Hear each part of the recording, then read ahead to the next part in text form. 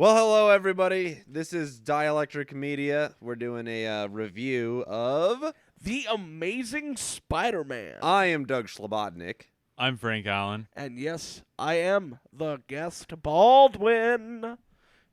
Here to play a great... Hey, Frank, we have a question for you. Too bad Frank's away from his microphone, which is shit because he knows he has to be here to do this review with us. And yes, I don't care about Spider-Man. You love Spider-Man. I will past be my the only forward man limit. There here is that has nothing actually better played than The a man Amazing wearing Spider-Man. blue and red tights with spider webs on them. I like Spider-Man. I don't care about the game. Have you played it? No. The only one I've played. Have you played it? The only one I've played is the one on PS1, and Wait, Not so which good? one on PS1? Enter Electro? I don't. Was there like a weird fucking yellow dude with fists that had electricity on him? Don't. Was it in the middle of a city at night all the time for no fucking I can't I even don't know. describe to you how irrelevant this is to the current topic. It's Well, about Spider-Man. It's Spider-Man. Okay. Spider-Man. Fantastic. So, moving on. Please review the game. We will ask questions as we see fit. Alrighty, The Amazing Spider-Man. The review I'm doing is for Xbox 360. The game itself, overall, great. The graphics, I would say the opening scene graphics are, I guess, average. They're not spectacularly standing out. And later on in the game, they kind of become subpar. But overall, they're basic graphics for this generation of gaming. Fluidity of the game, I believe, has really helped the style of the gameplay come across a lot stronger than normal. Stop dicking around. So, but the game starts off, and these are events that have transpired right after, like, right at the end of the Amazing Spider-Man movie. And so you would think, oh, it's filled with spoilers. Well, the great part is that it's not. They don't really release any big spoilers. There is one death that they do mention. And obviously, if you haven't seen Amazing Spider-Man yet, I'm not going to ruin it. Well, none of us have fucking seen it, but I'm also not going to ruin who dies and how they die. So, but the entire game starts out, and it's about cross-genetic experiments. So you start to see more Spider-Man villains, like the Lizard and the Scorpion and Rhino. Which there is a kick-ass DLC I got. It's where you play as the Rhino and you just fucking run around Manhattan, fucking throwing cars at people, and it's hilarious to watch bodies just like, it's not even ragdoll. It's like they disappear into the ether. You hit them, and they just vanish. It's like a cloud of what they used to be disappears. It's hilarious. That almost sounds like a very lazy Yeah, oh, it was... designer. It's one of those Like- things where it's... Well, is it T? What? Is it T for teen? T for teen, but there is blood. Oh. There's not really any Well, language. fucking Batman was T for teen, and they had, like, Well, the problem Harley with, Quinn's tits But all up and in your face. You don't kill anybody. yeah, but that game gets pretty fucked up in sections. Like the Scarecrow parts, yeah. Yeah, but I mean, my point is that there is, like, she is all sorts of Oh, yeah. sex and up in your face. Well, that's Harley Quinn's character. Yeah, but I mean, that's we're getting T, off topic though. or is it M? But, Yeah. okay, my question for you is, say, let's just pretend that I'm a person who doesn't like superhero games. Let's not pretend. We know Okay, that. let's factually just state Yeah, that I was fucking gonna hate say, them. I'm So- pretty sure you're against them. So, will a person like me who doesn't like superhero games, would I enjoy it? It kind of depends. Do you know open sandboxes? What are I your like opinions I of like those? sandbox games. How much They're my favorite type of game.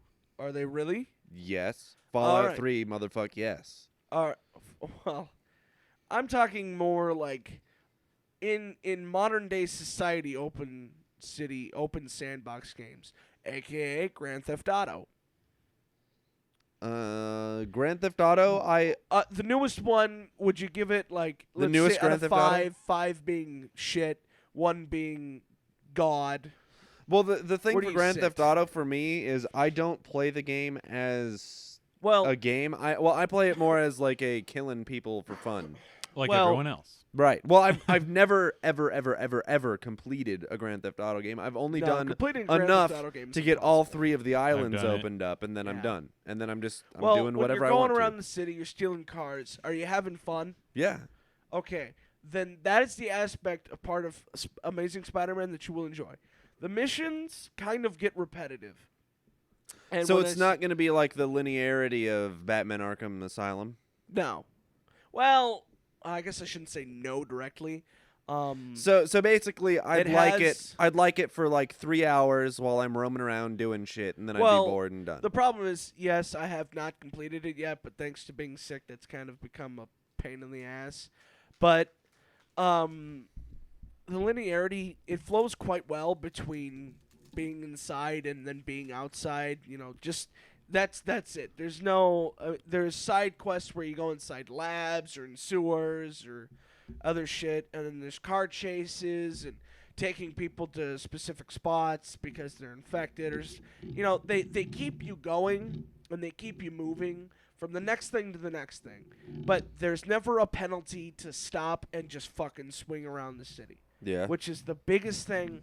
If you're listening to this and you enjoyed the shit out of Spider-Man 2 for the PS2, I will murder you. Like, there's no question. On this podcast, you will die. Laugh all you wish. There it is, folks. There will be one last engineer. a on this legitimate planet. death threat. Only here on the Dielectric Media podcast. Will you hear someone be threatened to die? But Well, all just the fun kidding. It's a aspect joke. of this Please game, don't call and the cops. I've told you off the air, off of the podcast. off the air. Off yeah. the podcast, I should say. Off that- the record. Well, technically we're doing form, but that the swinging around the city, the when you're enticed against battles where you're outside and you're swinging against giant like robot enemies, like the very first boss you face. Is, Robot enemies? Yeah. To not divulge much of the story because I don't want to ruin a lot. Alistair Smythe, it looks like Alistair Smithy. Alistair Tenpenny? Yeah. No. Not 2 L's. Just one. Oh, excuse me. I think they pronounce it differently. I don't fucking really care how they pronounce it. Irrelevant. But he starts out kind of trying to be the, I'm trying to be the everyman's hero with creating robots that try and protect people from the cross-species experimentations that technically, and once again, don't want to ruin much because they do present a lot of this at the beginning of the game, but Oscorp had been doing certain experiments, and he creates these robots to help protect against people, so these robots contract your DNA, cross-species DNA. So obviously they register you as an enemy, blah, blah, blah. Well, as soon as you get done with the first mission where you are inside of Oscorp, you go outside because you hear there's a big robot disturbance, and you go to a park, and this big fucking robot busts out of the ground, but apparently leaves nigh a scar after you get done with the battle, so it just fucking magically appeared there. That's the one thing I kind of hate about some open world games is the lack of reality sometimes, where it's like, yeah. shit destroyed should be But- shit destroyed. All right, so, okay, here we go. 1 being hated it, 10 being love it. Where do you score it? Oh, 8. You give it an 8? Because it provided me with exactly what they said they would. Now, Okay, all right, so we got that. Would you recommend it to someone who doesn't like Spider-Man? Is it something that only a Spider-Man fan will enjoy? yes, because as I said So earlier, you don't like Spider-Man, it's not If something it- that's going to convert you to Spider-Man? that's the problem though, because if and this is throwing the one game out there that literally you have to like search underneath the piles of Spider-Man games to find is the Spider-Man 2 movie game for PS2 or X. I think it came out on Xbox, but I'm not 100% sure. But you have to play that game and that game alone, which kind of sucks. Which tells you how many games after that have not done anything like this, where it's an open world swinging around the city. Right. But Because when you feel that, I guess it's like imaginary rush of just like being a badass and swinging from across, street to street. It's kind of like being Batman floating around the city of Arkham City. it just feels cool. It feels cool to do that, and it's cool to like attack bad guys from fucking midair. So and you enjoy Spider-Man, you enjoy the game. I do. And, I like Spider-Man. well, I like Spider-Man. I really do. the problem is I'm gonna that- enjoy the movie. Yeah. But I you're just not know gonna it. enjoy this game. But I because I know you're. I've never been a fan of superhero games. I Yeah. tried Arkham Asylum. I really did. I tried hard to like it. I couldn't do it. And that's where Arkham Asylum is kind of like the peak. Arkham City even like created its own peak above that. And there's really no game if you're comparing it to that, you're automatically setting yourself up for not liking this game. But you will enjoy this game if you take it for what it is, as the open world sandbox, swinging around, doing missions, collecting the comic books, which there are 700 of. I mean, it has its collectibles. I hate collection. My Well, goodness. that's Collectible what- stuff is pissing That's me another off. thing that kind of puts it on. Plus, if you find like different logos in the city of Spider-Man, and you take pictures of them, you get different outfits that you can wear. There are like camera missions that you can be on that it shows you like different villains that you face that Spider-Man has faced. And when you unlock the comic books, you actually unlock the virtual comic book in the game, so you can read the whole Spider-Man issue 1, and then it has I think 8 comic books in total, and they're all I've read a couple of them, and they're actually good because it's just another part of that game that makes me keep wanting to play it, so I can find all the comic books and read all the comics. So decent game. Huh? Probably wouldn't like it if you're not a superhero game fan. Well, here's the thing. With everything else game-wise, it's going to be coming out later this year. The sad part is this game's going to get overlooked. Not, for what it is right now, it's getting mixed reviews, and I understand that. And I'm not saying it's phenomenal. I wasn't expecting this game to come out and just do amazing in market and do amazing overall. I was expecting it to fulfill the one thing that I wanted, which was open sandbox swinging. That was my one true desire from this game, and that's what I got. And if you're looking into this game to find some true blue Spider-Man action, you might fall a little short because it copies Batman's fighting style, but then lessens it a little from there, where it's not as, you're the Spider-Man, and it's you do faster moves, and you can go into web rush mode where time slows down, and you can like highlight guys and attack them and beat the shit out of them and throw a trash can on top of them, and that's kind of cool, but it gets old, and that's kind of the big issue with this. So the is that game's good, but it's not amazing. it's not the Amazing Spider-Man. It's the average Spider-Man. It's the Spider-Man.